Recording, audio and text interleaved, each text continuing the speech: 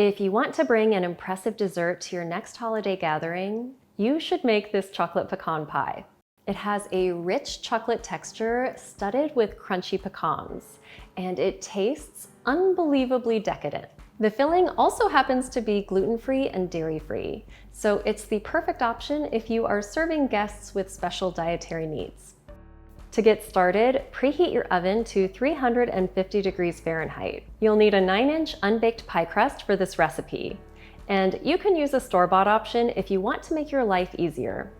If you need a gluten-free pie crust recipe, check out my oat flour or almond flour pie crust over on my website.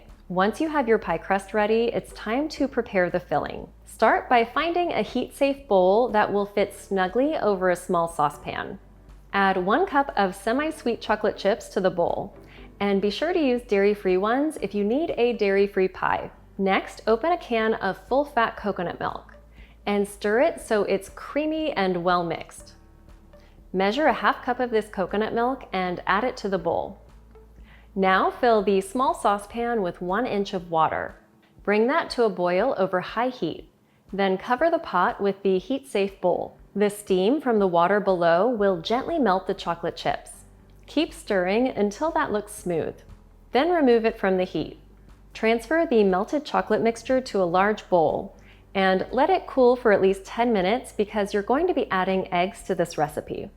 Once it's cooled off a bit, add in a ½ cup of pure maple syrup, a ¼ cup of coconut sugar, or you can use brown sugar, and 3 large eggs. Then add in 2 teaspoons of vanilla extract. I'm using bourbon vanilla today to help add a hint of bourbon flavor. Add in a ½ teaspoon of fine sea salt and stir well. Once the filling looks smooth, fold in 1½ cups of chopped pecans. And these pecans I'm using are not roasted or salted. Now pour the pecan pie filling into the unbaked pie crust. Bake this pie at 350 degrees Fahrenheit for 30 to 40 minutes. The center of the pie will puff up and start to crack when it's done.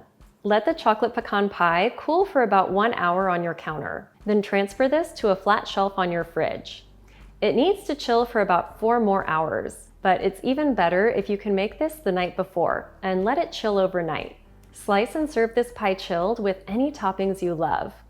It will quickly become the most requested holiday pie that you make. Leftovers can be stored in the fridge for up to 5 days.